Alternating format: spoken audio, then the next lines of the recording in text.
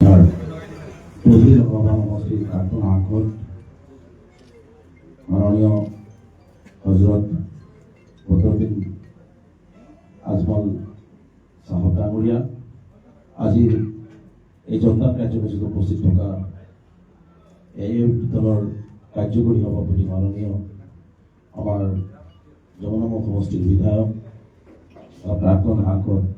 মাননীয় সিৰাজুদ্দিন আজমল সাহেব ডাঙৰীয়া আজিৰ এই সভাত উপস্থিত থকা AAP দলৰ জ্যেষ্ঠ সভাপতি আমাৰ শ্ৰদ্ধাৰ মৌলানা আব্দুল কাদিৰ সাহেব ডাঙৰীয়া AAP দলৰ জ্যেষ্ঠ সাধাৰণ সম্পাদক তথা চাৰিবাৰৰ বিধায়ক হাফিজ বছিৰ আহমেদ কাছমি ডাঙৰীয়া AAP দলৰ বিধায়ক মাননীয় নজৰুল ইছলাম ডাঙৰীয়া AAP দলৰ বিধায়ক মাননীয় গড়গাঁও সমষ্টিৰ মুজিবুৰ ৰহমান ডাঙৰীয়া বিলাসীপাৰা পূব সমষ্টিৰ শামছুল ডাঙৰীয়াক আদি কৰি AAP দলৰ কেন্দ্ৰীয় যুৱ মহিলা সকলো মৰ্চাৰ বিষয় শ্ৰদ্ধাৰ বিষয়ববীয়াসকল মই আন্তৰিকভাৱে ধন্যবাদ আৰু কৃতজ্ঞতা জ্ঞাপন কৰিছোঁ আজিৰ সন্মানীয় এই সভাৰ সভাপতি ডাঙৰীয়া যিজন ব্যক্তি আপোনালোকে মোৰ ইতিহাসটো গম পায় যে মোৰ লগত জীৱনত কি ঘটিছে গতিকে সেইখিনি কথা মই দোহাৰিবলৈ নাযাওঁ কিন্তু এটা কথা আপোনালোকক কওঁ এইজনে সেইজন ব্যক্তি যে মই এইটো দলত জইন নকৰাৰ পিছতো মোক শুভেচ্ছা জনাইছে সংখ্যালঘু জনগণলৈ মাত মাতিবলৈ আহ্বান জনাইছে নিজৰ দলত জইন নকৰোঁ বুলি গম পোৱাৰ পিছতো মোক জইন কৰাৰ দিনাখন ৰাতিপুৱা শুভেচ্ছা জনাইছে আৰু মোৰ 20 বছৰীয়া সংগ্ৰামী জীৱন সংগ্ৰামী কণ্ঠ যাতে অব্যাহত থাকে তাৰ কাৰণে শুভকামনা জনাইছে গতিকে এই কথাটো ক'বলৈ সাহস লাগিব অসমৰ মাটিত এই কথাটো ক'বৰ কাৰণে সাহস লাগিব আৰু সেই সাহস এই AAP দলৰ প্ৰধান মাননীয় বদৰুদ্দিন আজমল সাহেব দেখুৱাইছে তথাপিতো ধৰক মই এটা লক্ষ্য আৰু উদ্দেশ্যৰে মই এটি ৰাজনৈতিক দলত যোগদান কৰিছিলোঁ তাৰ পিছৰ ইতিহাসখিনি আপোনালোকে গম পায় মই এটি শুদ্ধ মন লৈ শুদ্ধ অন্তঃকৰণেৰে মই ভাতৃত্ববোধ সমন্বয় আৰু উন্নয়নৰ কথা বুজাবলৈ গৈছোঁ তাত কোনো ধৰণৰ মোৰ ভিতৰত বেয়া মনোকামনা বা আমাৰ ভাতৃত্ববোধ ভংগ কৰা কোনো ধৰণৰ কথা মোৰ নাছিল কাৰণ মই ছাত্ৰ সংগঠন কৰি আহিছোঁ 20 বছৰ আৰু ছাত্ৰ সংগঠন কৰি থকা দিনৰ পৰা সাম্প্ৰদায়িকতা কি বস্তু আমি বুজি নাপাওঁ আমি বুজি পাওঁ আমি মানুহ আমাৰ মাজত মানৱতা থাকিব লাগে আমি অসমীয়া জাতি আমি এইটোকে বুজি পাওঁ আৰু সেইদৰে মই কাম কৰিছোঁ গতিকে একাংশই হয়তো মোৰ সেই বক্তব্যটোকেই ভুল ব্যাখ্যা কৰি মোক যি ধৰণে 20 বছৰীয়া সংগ্ৰামী জীৱনত মোক যিসকল সংখ্যালঘু ৰাইজে সদায় মূৰৰ ওপৰত ৰাখিছিল এই সংখ্যালঘু ৰাইজৰ জাতীয় সংগঠন আমচুৰ এজন প্ৰাক্তন নেতা যি ধৰণে অপদস্থ কৰা হ'ল আৰু সেইটো এজন বিবেকবান সুস্থ মস্তিষ্কৰ কোনো মানুহে সহ্য কৰিব নোৱাৰে আৰু মই পুনৰাই কৈছোঁ মই মেৰুদণ্ড পোনকে 20 বছৰ এটা জাতিক নেতৃত্ব দি আহিছোঁ যদি কোনোবাই ভাবিছিলে যে ৰেজল চৰকাৰ মেৰুদণ্ডহীন ল'ৰা মেৰুদণ্ডহীন মানুহ যি দি কৰি মানি ল'ব যিহেতু মই মোৰ জাতি প্ৰথম মোৰ স্বাভিমান আগত গতিকে জাতি আৰু স্বাভিমানতকৈ মোৰ ৰাজনীতি ডাঙৰ হ'ব নোৱাৰে যাৰ কাৰণে মই সেই দল মোৰ বিবেকক প্ৰশ্ন কৰি মই তাত থকাৰ কোনো পদ্ধতিতে ই নহ'ব বুলি সমীচীন নহ'ব বুলি ভাবি মই তাৎক্ষণিকভাৱে মই সেই দল ত্যাগ কৰিছোঁ আৰু মই দল ত্যাগ কৰাৰ পিছতো মানুহৰ মহানুভৱতা আচলতে সংগ্ৰামক যে মানুহে শ্ৰদ্ধা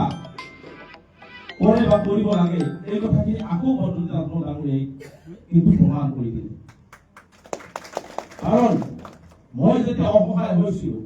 মোৰ কাষত থিয় হ'বলৈ মানুহ নাছিলে। আজি যেনেকুৱা ধৰণে সৰ্বভাৰতীয় কংগ্ৰেছ দল আজি ভূপেন বৰাৰ ঘৰৰ চোতালত পৰিছে, সেই সময়ত মোক টেলিফোন কৰি সাহস দিয়া মানুহ নাছিল। কিছু একাংশ বিশিষ্ট ব্যক্তি, বুদ্ধিজীৱী, কিছু সাংবাদিক, লেখকে হয়তো সামাজিক মাধ্যমত মোৰ বক্তব্যটো সঠিক আছিল বুলি কৈছিল আৰু সেইখিনি সাহস লৈ মই জীয়াই আছো। আৰু 3টা দিন মোৰ পৰিয়ালৰ মাজত কেনেকুৱাকে গৈছে এইটো মোৰ বাহিৰে মোৰ পৰিয়ালৰ বাহিৰে কোনেও গম নাপায়। আমি জীয়াই আছিলো নে মৰিছিলো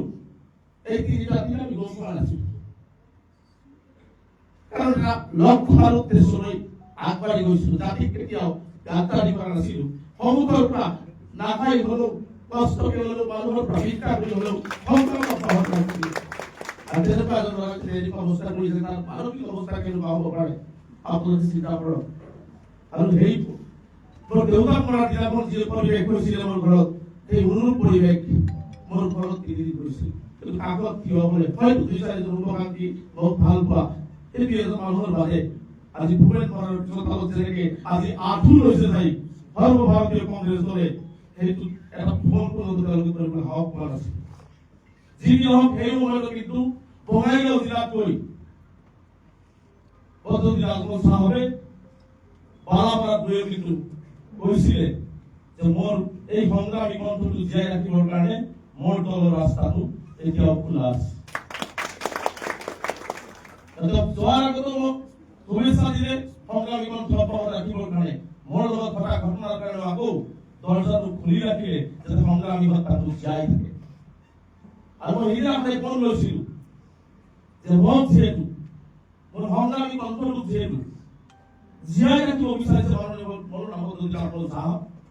আৰু মই সেইদিনা সিদ্ধান্ত লৈছিলো, মই পৰিয়ালৰ লগত কথা পাতিছিলো, মই 2জনকে বিধায়কৰ লগত কথা পাতিছিলো, আমাৰ নজৰুল ইছলাম সাহেব, মজিবুৰ ৰহমান সাহেবৰ লগত কথা পাতিছিলো যে নহয় মই জীয়াই থাকিব লাগিব, সংগ্ৰাম কৰিব লাগিব আৰু এই কণ্ঠ মই আগবঢ়াই লৈ যাব লাগিব সংখ্যালঘু জাতিৰ কাৰণে, যাতে সংখ্যালঘু জাতিটোৱে অহকে মেৰুদণ্ডকে জীয়াই থাকিব পাৰে নিজৰ অধিকাৰ লৈ। আৰু তেতিয়াৰ পৰা মই সংকল্প লৈ আমাৰ পাৰ্টি সুপ্ৰিমৰ লগত বিভিন্ন কথা বাৰ্তা হৈ আজি এইটো পৰিৱেশ আহিছে। আৰু মই নিজকে ধন্য মানিছো যে মোক যি সুবিধা আজি এই পাৰ্টিয়ে মোক দিলে যে আপোনাৰ সংগ্ৰামী কণ্ঠটো আপুনি অব্যাহত ৰাখক। কাৰণ আপোনালোকে জানে যখন সংখ্যালঘু সমাজৰ বৰ্তমান পৰিস্থিতি হিমন্ত বিশ্ব শৰ্মাই কি ধৰণে আমাক অন্যায় অত্যাচাৰ কি ধৰণে আমাক নিক্ষেপ কৰাৰ ৰচনা কৰিছে। আৰু এই কথা বাৰ্তাবিলাক সৰ্বভাৰতীয় পৰ্যায়ত তুলি ধৰি ইয়াৰ ন্যায় আৰু নিৰাপত্তা সুৰক্ষিত কৰিবৰ কাৰণে আমি সংগ্ৰাম কৰিব লাগিব। আৰু এই সংগ্ৰামী পাৰ্টত মোক এজন সদস্য হিচাপে অন্তৰ্ভুক্ত কৰাৰ কাৰণে মই আন্তৰিকভাৱে পুনৰবাৰ এই দলক মই ধন্যবাদ আৰু মই কথা দিছো, মই সভাপতি ডাঙৰীয়াক সন্মানীয় সভাপতি ডাঙৰীয়াক কথা দিছো যেতিয়ালৈকে সংখ্যালঘু ৰাইজৰ ন্যায় নিৰাপত্তা আৰু অধিকাৰ সুনিশ্চিত নহয় মোৰ গাত 1 বিন্দু তেজ চলাচল কৰালৈকে মই মোৰ সংগ্ৰাম অব্যাহত ৰাখিম। মই অসমখনৰ হৈ কাম কৰিম, অসমৰ সকলো জাতি জনগোষ্ঠীৰ হৈ মই কাম কৰিম। সমন্বয়ৰ কথা তেওঁলোকে বিতৰ্ক কৰিছে, মই কথা দিছো সভাপতি ডাঙৰীয়াৰ ওচৰত মই পুনৰবাৰ অসমৰ ইমূৰৰ পৰা সিমূৰলৈকে পাহাৰ ভৈয়াম ব্ৰহ্মপুত্ৰ বৰা সকলোতে সমন্বয়ৰ বাৰ্তা বিলাম। য'ত কেৱল মানৱতা থাকিব, য'ত কেৱল অসম থাকিব, অসমীয়া থাকিব, এই সমন্বয় আজি দুখৰ বিষয় যাতে এনেকুৱা ধৰণৰ এটা পৰিৱেশৰ মাজত আজি অপমান অপদস্থ হৈ থকাতকে লাগে এদিন জীয়াই থাকিম আমি বাঘৰ দৰে গৰ্জন কৰি জীয়াই থাকিম এই সংকল্প পাবলৈ। গতিকে মই বেছি কথা নকওঁ। আজি আমাৰ বহু সমস্যা আছে, এনআৰচি সমস্যা, ডি ভোটাৰৰ সমস্যা, পুষ্পেকৰ সমস্যা উচ্ছেদ কৰি মানুহক যিটো জ্বালা কৰি জীৱন যাপন কৰোৱা হৈছে এই সংগ্ৰামখন মই কেৱল ৰাজপথত চলাইছিলো, আইনগতভাৱে চলাইছিলো। এতিয়াৰ পৰা এতিয়া ফুল পাৰ্টিয়ে যিটো কৰি আছে, মই যিহেতু এই পাৰ্টি নতুনকে আহিছো, গতিকে এই পাৰ্টিৰ যিখিনি সংগ্ৰাম চলাই আছে, এওঁলোকে দলে যিখিনি সংগ্ৰাম সংখ্যালঘু ৰাইজৰ কাৰণে চলাই আছে, সেই সংগ্ৰামত এজন অংশীদাৰী হেৰাৰী হিচাপে যাতে সংখ্যালঘু ৰাইজে এইখিনি সমস্যা আগন্তুক দিনত ৰাজনৈতিকভাৱে সমাধান কৰাৰ কাৰণে দিছপুৰতেই হওক দিল্লীতেই হওক সবলভাৱে আৰু অধিক শক্তিশালীভাৱে উত্থাপিত হয় আৰু সমগ্ৰ ভাৰতবৰ্ষে দেখে যাতে সংখ্যালঘু ৰাইজক কি ধৰণে অসমত অন্যায় কৰা হৈছে এই কথাখিনি সবলভাৱে দাঙি ধৰিবৰ কাৰণে আমি সকলোৱে চেষ্টা কৰোঁ। মই পুনৰবাৰ কৈছোঁ যে মই কেতিয়াও ভুল কথা কোৱা নাছিলোঁ, মই কেতিয়াও বিভাজনমুখী কথা কোৱা নাছিলোঁ, মই কেৱল সমন্বয় আৰু উন্নয়নৰ কথাই একত্ৰিতভাৱে অসমীয়া জাতিক আগুৱাই লৈ যোৱাৰ কথাটো কৈছোঁ। এই কথা মই পুনৰবাৰ আপোনালোকক কৈছোঁ। গতিকে যোনে যি কৰিছে মোৰ লগত যিখিনি হৈছে, মই আজি সংবাদ মাধ্যমৰ আগত মই জাতীয় সংগ্ৰাম যিহেতু কৰি আহিছোঁ 20 বছৰ, মই সংখ্যালঘু ৰাইজক বিচাৰ দিছোঁ যে সংখ্যালঘু ৰাইজে আগন্তুক দিনত ইয়াৰ যোগ্য প্ৰত্যুত্তৰ আৰু এই অপমানৰ বিচাৰ সংখ্যালঘু ৰাইজে ল'ব বুলি মই সংখ্যালঘু ৰাইজক এটা আহ্বান জনাইছোঁ। মই যদি কিবা ভুল কৰিছোঁ সংখ্যালঘু ৰাইজে তাৰ বাবে মোক শাস্তি দিয়ক, সেই শাস্তি মই মোৰ প্ৰতি ল'বলৈ প্ৰস্তুত আছোঁ। আৰু মই আল্লাহ সাক্ষী কৰি কৈছোঁ যে মই যিহেতু কোনো ভুল ত্ৰুটি কৰা নাছিলোঁ, মই কেৱল ভ্ৰমণৰ বাৰ্তা বিলাব গৈছিলোঁ। গতিকে তাৰ কাৰণে মোক যিখনে কৰা হ'ল সেই কথাখিনি যাতে সংখ্যালঘু ৰাইজে আগন্তুক দিনত বিচাৰ বিবেচনা কৰে আৰু সংখ্যালঘু ৰাইজক আমি ঐক্যবদ্ধতাৰে আমাৰ যি মূল সমস্যা আছে আমি একেলগে এইটো প্লেটফৰ্মৰ পৰা আমি যুঁজি গৈ এই সমস্যাখিনি সমাধান কৰি সকলোৰে লগত মিলা প্ৰীতিৰে অসমখনক আগুৱাই লৈ যোৱাৰ কাৰণে চেষ্টা কৰি। কাৰণ চাওক, এটা জনগোষ্ঠীক বাদ দি কেতিয়াও সপোনৰ অসম হ'ব নোৱাৰে, এটা জনগোষ্ঠীক বাদ দি কেতিয়াও সুন্দৰ এখন অসম হ'ব নোৱাৰে, অসম কেতিয়াও 5খন ৰাজ্যৰ ভিতৰত যাব নোৱাৰে। গতিকে আমাৰ ইয়াত থকা প্ৰতিটো ক্ষুদ্ৰ ক্ষুদ্ৰ জাতি জনগোষ্ঠীৰ সমন্বয় বিকাশ আৰু সমমৰ্যাদা যেতিয়া হ'ব, কোনেও ক'ব নালাগে সিদিনাখন, কোনেও ধৰি ৰাখিব নালাগে, অসম দবে দবে বিশ্বৰ বুকুত চিনাকি হৈ পৰিব। এই কথাখিনি আমি সকলোৱে কৰিব লাগিব। মই পুনৰবাৰ আমাৰ পাৰ্টি সভাপতি মাননীয় বদৰুদ্দিন সাহেবে আজি মোক এই দলত যোগদান কৰাৰ বাবে মই তেখেতক আন্তৰিকভাৱে ধন্যবাদ আৰু কৃতজ্ঞতা জ্ঞাপন কৰিছোঁ। এই ঋণ মই কেতিয়াও পৰিশোধ কৰিব নোৱাৰিম। এজন হেৰাই যোৱা কণ্ঠ, এজন শেষ হ'ব লগা কণ্ঠ, এটা আন্দোলন শেষ হ'ব লগা সেই কণ্ঠ, সেই সৰু গাঁৱৰ পৰা এই ক্ষুদ্ৰ ল'ৰাটো আজি তুলি আনি যে গুৱাহাটীত এই মৰ্যাদাখিনি মোক দিলে, তাৰ বাবে মই পাৰ্টিৰ সমূহ বিষয়ববীয়াক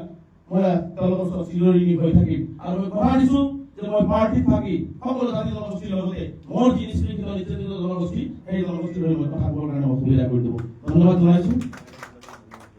আৰু মই আন্তৰিকভাৱে ধন্যবাদ জনাম যে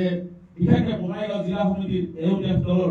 যুৱ মৰ্চা, মহিলা মৰ্চা, ফ্ৰেণ্ড কমিটি, ইউথ বা ছাত্ৰ মৰ্চা যিসকল আছে, সকলোৱে যি ধৰণে মোক আজি কেইবাদিনৰ পৰা অহৰহে মোৰ লগত লাগি থাকি আজি ইটো পৰ্যায়লৈ সভাপতি ডাঙৰীয়া কাষলৈকে লৈ আহিলে, মই তেখেতসকলক আন্তৰিকভাৱে ধন্যবাদ আৰু কৃতজ্ঞতা জ্ঞাপন কৰিছোঁ। আশা কৰিম যে সকলোৱে মোক এই যাত্ৰাত সহযোগ কৰিব বুলি আশা ৰাখি মই মোৰ বক্তব্যৰ ভুল ত্ৰুটি মাৰ্জনা বিচাৰি পুনৰবাৰ এটা ভাল দিনত ভাল সপোন লৈ লগ পোৱাৰ প্ৰতিশ্ৰুতি ৰাখি ইয়াতে সামৰিছোঁ। জয় অসম, এয়াই জিন্দাবাদ।